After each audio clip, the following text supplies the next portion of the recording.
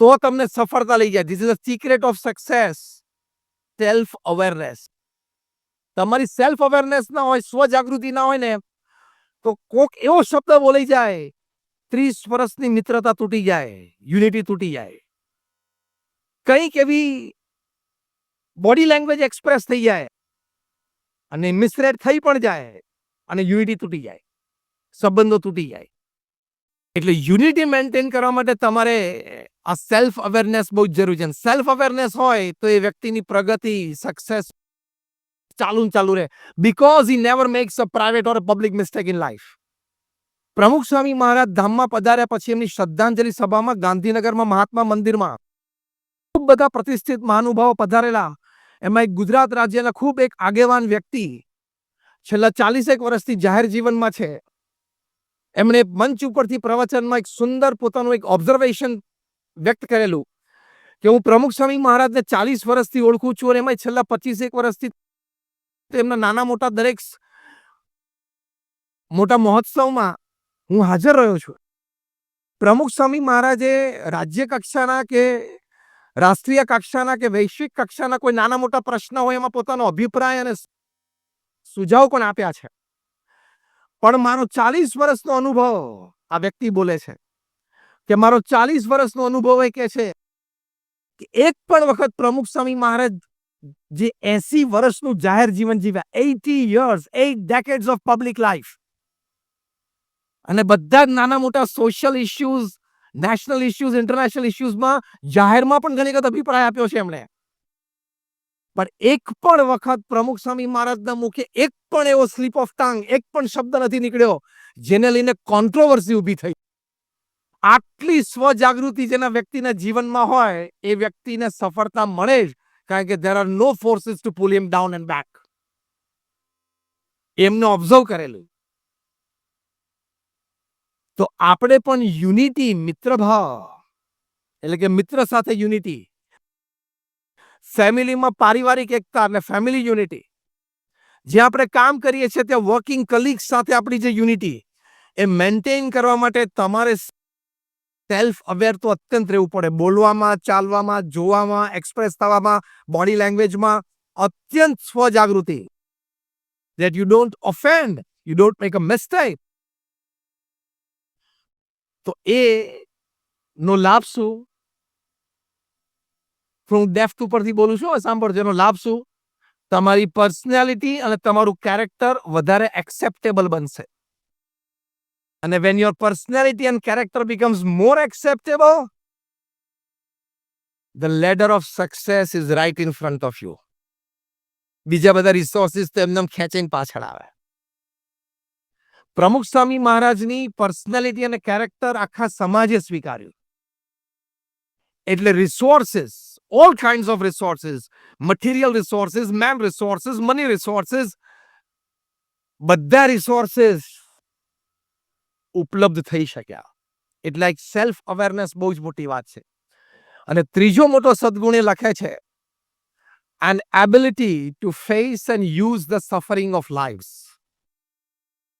લાઈફમાં સફરિંગ આવે, near and dear વન્સમાંથી પણ આવે, પણ એ સંબંધ કાપતા પહેલા યુનિટીનો વિચાર કરવો, રેસિપ્રોકેટ થતા પહેલા યુનિટીનો વિચાર કરવો. એ જે ઘા તમને વાગ્યો છે એ ચોક્કસ નહોતું થવું જોઈતું પણ થઈ ગયું છે. You are hurt.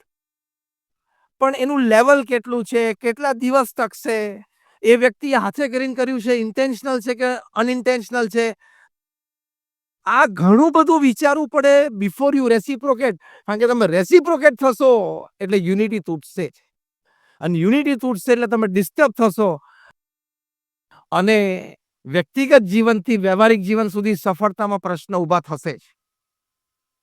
હર્ટ તો બધા જ થવાના છે. અને ક્યાંથી થવાના છે? નિયર એન્ડ ડિયર વન્સમાંથી જ, કારણ કે દુનિયાનો ક્રમ છે. તો એને ઇવેલ્યુએટ પ્રોપર કરવું પડે. થોડી થોડી વાતમાં નારાજ નહીં થવાનું. આપણું મન એટલું બધું નબળું હોય છે કે આપણે કોઈ ગેધરિંગમાં જઈએ ને કોઈક આપણી સામે 2 વાર 3 વાર જોઈએ ને તો એ મનમાં વિચાર હોય, કેમ જોતો હશે, કેમ જોતો હશે. જવાબ આપું કેમ જોતો હતો? કહું? આંખ છે જોવે, ઇટ્સ ઓકે. એને તો 2 જ વાર જોયું, ત્રીજી વાર તો તું વચ્ચેથી પસાર થઈ ગયેલો ખોટો. એ તો આમ જ જોતો હતો. એટલે બહુ જ આપણું ડાઉટફુલ માઇન્ડ હોય ને, નાની નાની શંકાઓ હોય ને, એ આપણી બોડી લેંગ્વેજ ઉપર રિફ્લેક્ટ થાય અને એ વ્યક્તિ સાથે યુનિટીમાં પ્રશ્ન થાય જ.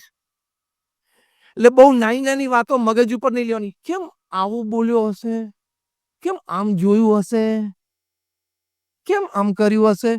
Why are you giving so much of your time, energy and space in your mind to that person, to that happening? આવી નાની નાની વાતો ગણવાની જ નહીં, તો જ યુનિટી રહેશે. નાની નાની વાતો સંભાળી જ નહીં રાખવાની, તો જ બાકી, કારણ કે આ તો રોજ બનવાનું. હા કે ના? રોજ બનવાનું હતું, વર્ક પ્લેસ પર બનવાનું, તમે બસ સ્ટેન્ડ ઉપર ઉભો તો ત્યાં બનવાનું. એટલે an ability to face and use the suffering of life. પ્રમુખ સ્વામી મહારાજ મુંબઈમાં હતા. એક પ્રતિષ્ઠિત મહાનુભાવ, યુનિયન કેબિનેટ મિનિસ્ટર.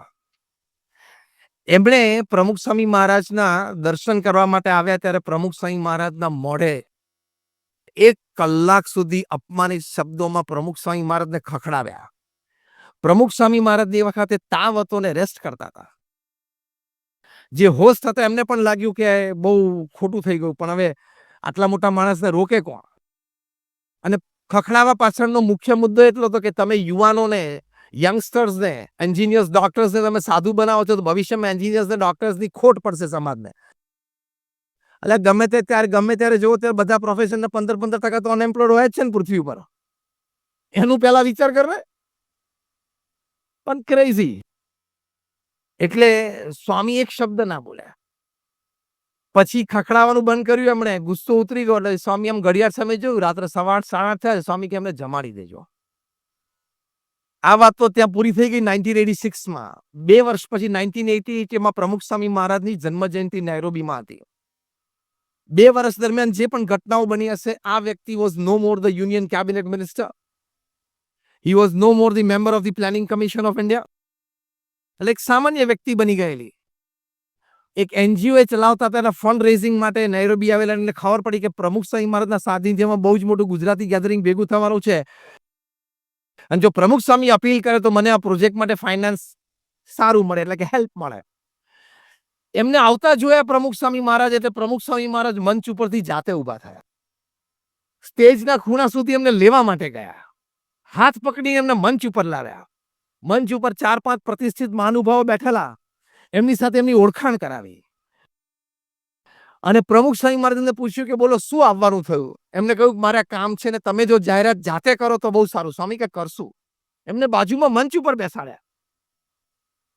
એક સિંગલ બોડી લેંગ્વેજ એક્સપ્રેશન, એક single flicker of the eye, movement of the lip, Pramukh Swami મહારાજ એવું જણાવવા ના દીધું કે 2 વર્ષ પહેલા તમે મને 1 કલાક સુધી નોન સ્ટોપ, મને તાવ હતો તો પણ એક ન ગણકારીને તમે મને બેફામ શબ્દોમાં ખખડાવેલો. 1986 મીન્સ પ્રમુખ સ્વામી મહારાજ વોઝ 66 years old. મોટા મોટા ઉત્સવો ઇન્ડિયામાં ઉજવાઈ ગયેલા 81-85 ના. Popular, famous and acceptable to the society all over the country, internationally as well. 1985 નો અહીંયા CFI લંડનમાં ઉજવાઈ ગયેલો હતો. એમણે પ્રમુખ સ્વામી મહારાજે વાત કરી, એટલે પ્રમુખ સ્વામી મહારાજે આશીર્વાદમાં જાતે એમની એનજીઓ વિશે, એમના પ્રોજેક્ટ વિશે અનાઉન્સમેન્ટ કર્યું. એમને બહુ સારું લાગ્યું. એમને ઘણી યોગ્ય હેલ્પ પણ મળી. અને એમને કાયમ માટે પ્રમુખ સ્વામી મહારાજ પ્રત્યે એક સદભાવ થઈ ગયો. Create unity between people and organizations is not a joke. You should learn the art of facing and using the suffering of life. એ વખતે પ્રમુખ સ્વામી મહારાજ બીજું બધું આપણે એની જગ્યા તો ઘણું કહી શક્યા હોત ને કરી શક્યા હોત ને. પહેલો શબ્દ આવ્યો પણ પ્રમુખ સ્વામી મહારાજ વોઝ અ ડિફરન્ટ કેરેક્ટર. આ લેવલ ના સદગુણોનું exhibition, a deep sense of oneness, deep sense of understanding હોય કે આપણે જેમ સારું કામ કરીએ છીએ એમ આ વ્યક્તિ પણ આજે એક સારું કામ કરવા માટે આવ્યા છે. સમાજનું સારું કામ થાય છે ને, સમાજની યુનિટી વધે છે ને, તો I must let go, I must forget, I must forgive. ત્યારે સંપ મેન્ટેન થાય. આપણે તો અહીંયા બેઠા છીએ, આટલો મોટો વારો તો આવવાનો નથી કોઈ દિવસ, પણ આપણે પરિવારમાં અને જ્યાં કામ કરીએ છીએ અને આપણું સોશિયલ સર્કલ છે ત્યાં થોડુંક લેટ ગો, થોડુંક મોટું મન, થોડુંક face the suffering, forget the suffering, તો એ સદગુણોથી સંપ વધે છે. એટલે 3 સદગુણ હોય તો એ સ્પિરિચ્યુઅલી હાઈ પર્સન, એટલે સ્પિરિચ્યુઅલ કોશન્ટ એનામાં છે, વાત સમજાય. First is flexibility, second is self awareness, અને third an ability to face and use the suffering of life. Unity maintain થાય. એમનું પણ સરસ કામ થયું, એમની સંસ્થાનો પ્રોજેક્ટ પણ સરસ થયો, તો સક્સેસ કહેવાય ને? Yes or no? The secret of success is the sense of unity. One step ahead of the sense of unity, expression of unity. આ સદગુણ આપણે શીખવાનો. પૃથ્વી ઉપર એકેડેમિકલી ક્વોલિફાઈડ લોકોની કોઈ કમી નથી, ઢગલાબંધ છે. પૃથ્વી ઉપર પ્રોફેશનલી એક્સપિરિયન્સ પીપલની કોઈ કમી નથી, ઢગલાબંધ છે. પૃથ્વી ઉપર મોટા મોટા પ્રોજેક્ટ સિંગલ હેન્ડેડલી પાર પાડી શકે એવા વ્યક્તિઓની કોઈ કમી નથી, ઢગલાબંધ છે. એવા વ્યક્તિઓની કમી છે જે દુષ્કર પરિસ્થિતિમાં, કઠિન પરિસ્થિતિ અને સંજોગોમાં સંપની ભાવના રાખીને વ્યક્તિઓને સાચવી લે, પરિસ્થિતિને સાચવી લે, સંજોગોને અનુકૂળ થઈ જાય અને સફળતાપૂર્વક કામ પાર પાડે. એટલે પ્રમુખ સ્વામી મહારાજ એમના જીવનનું એક સૂત્ર બોલતા હતા. બહુ જ ગંભીર અને બહુ જ મોટી વાત છે. આપણને તો આ વાત પચવી બહુ જ અઘરી છે. પણ એક્ઝેક્ટ શબ્દ, આઈ am quoting Pramukh Swami Maharaj, not word to word but letter to letter. Pramukh Swami મહારાજ કહેતા કે ઝેર ખાઈને પણ સંપ રાખવો પડશે. ઝેર ખાઈને પણ સંપ રાખવો પડશે. એટલે શું? તમારું અપમાન થાય તો અપમાન ગળી જવું એ ઝેર ખાધું કહેવાય. તમારા સ્પર્ધકને માન મળે, લેસ ક્વોલિફાઈડ હોય પણ એને માન મળે, હસતા મોઢે વાતને, ઘટનાને સ્વીકારી લેવી એ ઝેર ખાધું કહેવાય.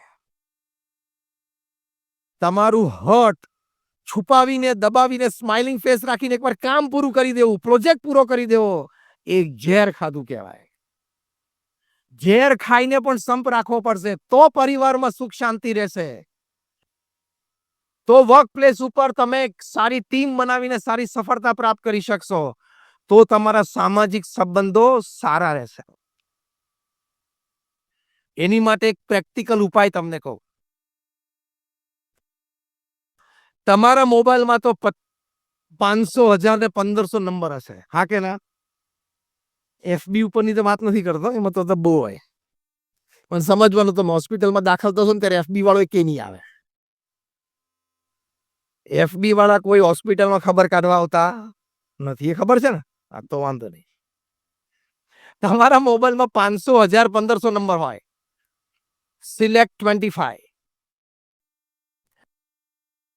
આ 25 વ્યક્તિઓ મારે કોઈ પણ સંજોગોમાં મારા જીવનમાં જોઈએ. હું તમને બહુ જ પ્રેક્ટિકલ વાત કરું છું. જીવનમાં સફળતા અને શાંતિ માટે, સુખ માટે આ 25 વ્યક્તિઓ મને મારા જીવનમાં જોઈએ. આપણા ફેમિલી મેમ્બર્સ હોય, રિલેટિવ કોઈ હોય, ફ્રેન્ડ હોય, નેબર હોય, વર્કિંગ કલીગ હોય, સ્કૂલમેટ હોય, કોલેજમેટ હોય, whatever. Decide 25 people in your life. That is your first decision. Second decision is important. All time, all compromises with these 25 people. That is life. A secret of success here. At all times, under any circumstances, મારે આ 25 વ્યક્તિઓ સાથે compromise જ કરવાનો છે. એનો વાંક હોય તો મારે જ સોરી કહેવાનું છે. અને તમે સફળતા, સુખ, શાંતિ કેવી પ્રાપ્ત થાય છે, તમે એને કંઈક ઓછું આવ્યું હોય તો મારે જ નમી દેવાનું છે. Because I want this 25 people in my life till my last breath upon this planet. For me to remain happy. આ યુનિટીનો ભાવ થયો અને આની પાછળ સિક્રેટ છે આપણા સક્સેસનું, સુખનું. એ 25 વ્યક્તિઓનો અવગુણ જ નહીં જોવાનો. એ 25 વ્યક્તિઓનો કોઈ દુર્ગુણ નજરે ચડે તો પણ આંખ આડા કાન કરવાના. એની માટે એક કોર્પોરેટ લો છે, ખબર તમને? Every corporate has two rules. Rule number 1 and rule number 2. Rule number 1, the boss is always right. Rule number 1 શું છે? The boss is always. Rule number 2, if someday you feel that the boss is wrong, go to rule number 1. The boss is always right. બોસને 25 માંથી એક તો રાખવો પડશે ને. પણ આ રૂલ બધી જગ્યાએ એપ્લાય થાય છે. તમારા સ્પાઉસ સાથે પણ આ રૂલ વાપરવાનો. Rule number 1, my spouse is always right. આ ભાવને રાખવી જ પડશે સંપ માટે, તો જ successful marriage and thus one of the successes of your life થશે. કોઈ વાત થાય, કોઈ ચર્ચા થાય, કોઈ ડિફરન્સ ઓફ ઓપિનિયન હોય તો કોઈ વખત હોટ ડિસ્કશન પણ થઈ જાય. Behind the mind you have to keep this. કારણ કે પ્રમુખ સ્વામી મહારાજ એક સિદ્ધાંત બોલતા હતા લગ્ન જીવન વિશે કે અગ્નિની સાક્ષીએ ભેગા થયા છો તો હવે અગ્નિની સાક્ષીએ છૂટા પડવાનું. આ પણ I am quoting in word to word and letter to letter. અગ્નિની સાક્ષીએ ભેગા થયા છો પતિ પત્ની, તો હવે અગ્નિની સાક્ષીએ જ છૂટા પડવાનું. એટલે શું? લગ્ન વખતે ચોરીમાં કુંડમાં પરિક્રમા પ્રદક્ષિણા આપણે જે ફર્યા એમાં અગ્નિની સાક્ષી હતી ને. અને છૂટા પણ ક્યારે પડવાનું? અગ્નિની સાક્ષી એટલે કે શું? સ્મશાનમાં. એક જણા ધામમાં જાય ત્યારે. એની માટે તમારે રૂલ નંબર 1 ને રૂલ નંબર 2 રાખવો જ પડે. At the back of your mind, my spouse is always right. Rule number 2, if someday I feel that my spouse is wrong, see rule number 1. બાકી તો પડે વાંધો આવશે. એની made for each other couple હોય ને, made for each other couple of the town of the city, એમાં 70-30 નો ratio હોય છે. 70% બંને એકબીજાને અનુકૂળ હોય, ગમતું હોય, ફાવતું હોય. 30% ઇઝ અ ટેક ફોર્મ્યુલા. આ એક ફોર્મ્યુલા મેં ડિઝાઇન કરી છે. Out of all my talks, travels and experiences of meeting people. TAAC. T is tolerance, A is acceptance, again A is apologies and C is compromise. 30% તો આવે જ life. અરે એમ નહીં કહેવાનું લે તું આવો હતો મને ખબર નહીં, તું આવી હતી મને ખબર નહીં, એવું ના બોલાય. પેલું 30% માં આવી જ જાય. કારણ કે તમને ખબર છે ને, marriage is also a package deal. તમને જોબ પર જાઓ છો, કોર્પોરેટ વર્લ્ડમાં તમને જે પેકેજ ડીલ મળે છે ને, એ પેકેજ ડીલમાં 70-30 હોય. શું? 70% of that package you like it. 30% ઘણું એવું હોય, ટ્રાવેલિંગનું હોય, બીજું ત્રીજું હોય, જે તમને ના ગમતું હોય. પણ પેલા 70% નો એડવાન્ટેજ લેવો ને તો 30% એક્સેપ્ટ કરવું પડે. જેમ કોર્પોરેટ વર્લ્ડમાં છે ને, એમ સોશિયલ લાઈફમાં પણ છે, મેરેજ લાઈફમાં પણ છે, ફેમિલી લાઈફમાં પણ છે કે 70% બધું ઓકે હોય, 30% is tolerance, acceptance, એપોલોજીસ and compromise. તો જ લગ્ન જીવન, પારિવારિક જીવન અને વ્યવસાયિક જીવન સફળ જાય. Secret of success is unity. અને યુનિટી માટે આ વિચાર અને આ ભાવના, તો યુનિટી સ્ટ્રોંગ રહે. એ બહુ અગત્યનો છે. એની માટે થોડું મન સાથે લડાઈ પણ લેવી પડે. કારણ કે મન ક્યાં ખોટું જ છે. એ તમારે કહેવાનું ભાઈ ખોટું છે, પણ આ 25 ના લિસ્ટ વાળી એક વ્યક્તિ છે. એટલે આ પહેલું હોમવર્ક તમને આજે એ આપવામાં આવે છે કે રાત્રે સુવા જાઓ પહેલા લિસ્ટ બનાવવાનું શરૂ. તમે આખું લિસ્ટ આજે નહીં બનાવી શકો 25 નું, પણ એ આલ્ફાબેટ એ થી શરૂ કરજો એટલે 2-5 નામ લખીને તો સુજો. Today is your homework. How many of you are accepting this homework today? ચલો, all of you, that's great. 2-4 નામ લખજો. આલ્ફાબેટિકલ એ થી શરૂ કરજો. કે આ વ્યક્તિ 25 માંની એક છે, એટલે એની સાથે મારે મારા મનને મનાવવાનું. તો યુનિટી રહેશે, તો સિક્રેટ ઓફ સક્સેસ છે, તો સફળતા પ્રાપ્ત થાય. એના વિશે મનમાં ડાઉટ ઉભો થાય, એના વિશે મનમાં ક્રોધ ઉભો થાય, એના વિશે મનમાં અભાવ ઉભો થાય, તેને દબાવવો જ પડશે, નહીં તો યુનિટી તૂટશે. અને કેટલા સાથે તમે યુનિટી તોડવાના? અહીંયા સ્પાઉસ સાથે ડિવોર્સ થયા, છોકરા સાથે ના બન્યું, ઓફિસમાં બોસ સાથે ઝઘડો છે, વર્કિંગ કલીગ સાથે અબોલા છે. જશો ક્યાં? Where will you go? You will be in a constant state of worry. ઘણા નહીં આમ ફૂટપાથ ઉપર જતા હોય છે, ઝોમ્બી જેવા જ લાગે તમને. જતો જ હોય ને એનું મોઢું જોવો ને એનું બોડી લેંગ્વેજ જોવો ને ઝોમ્બી જેવા જ લાગે છે. કારણ કે એ બધી જગ્યાએથી મૂંઝાયેલો છે. એને કોઈ જગ્યાએ કોમ્પ્રોમાઇઝની આત આવડતી જ નથી, કોઈ જગ્યાએ ટોલરન્સની આત આવડતી જ નથી, કોઈ જગ્યાએ અપોલોજીસની આત આવડતી જ નથી. And when he has not learned that art of compromise and tolerance, એ તમારું જીવન નિરાશામાં અને વરી સ્ટેટ ઓફ માઇન્ડમાં 24/7 365 જતું રહે. હું આંકડો શું બોલે ખબર પડી? 24/7 365 24/7 આપણે શોપ્સ હોય છે ને, 24 કલાક ખુલ્લા રહે, 7 હજાર 365 days of the year and 80 is 80 years of your life. 24/7 365 80 વરી સ્ટેટમાં ના રહેવું હોય તો tolerance, acceptance, apologies and compromise which brings unity એ શીખવું જ પડશે, છૂટકો જ નથી. એટલે એની માટે મન સાથે થોડું કોમ્પ્રોમાઇઝ કરતા શીખવું પડે. એક બહુ સરસ પુસ્તક છે જે પ્રોફેશનલ્સ હોય એ ચોક્કસ વાંચજો. The title of the book is Still Power. મેં કોરોના દરમિયાન પુસ્તક વાંચ્યું, Still Power. ગેરેટ ક્રેમરે આ લખ્યું છે પુસ્તક. He is a sports psychologist. પણ એમને બહુ સુંદર એક વાત લખી છે અંદર કે for a sportsman or any human being life માટે ટુ પરફોર્મ વેલ, એને પોતાના મન સાથે શું વાર્તાલાપ કરવો જોઈએ. એમાંથી એમણે એક ફોર્મ્યુલા આ પુસ્તકમાં બહુ સરસ લખી છે. બહુ સાંભળવા જેવી ને સમજવા જેવી વાત છે. એ ફોર્મ્યુલા શું છે? Performance is equal to potential minus internal interference. બહુ જ સમજવા જેવી ફોર્મ્યુલા છે. I am repeating again. Performance is equal to potential minus internal interference. આની સમજૂતી આપતા એક વાક્ય, બે વાક્ય મેં લખે છે ધી ઓથર ગેરેટ ક્રેમર. એ લખે છે કે પરફોર્મન્સ માટે એટલે કે સક્સેસ માટે, આપણે સિક્રેટ ઓફ સક્સેસ જ સમજીએ, સક્સેસ કે પરફોર્મન્સ માટે તમારે you have to constantly check the dialogues going on inside rather, કે અંદર તમારે શું વાર્તાલાપ ચાલે છે, કરું ના કરું, પેલો માણસ મને સપોર્ટ કરશે નહીં કરે, મારે શું કરવું પડશે નહીં કરવું પડે, આને સમજાવવું પડશે અને કહેવું પડે, કેટલો બધો ઇન્ટરનલ ડાયલોગ ચાલતો હોય. એને બહુ જ સારી રીતે ઓબ્ઝર્વ કરવો પડશે, બહુ સારી રીતે કંટ્રોલ કરવો પડશે.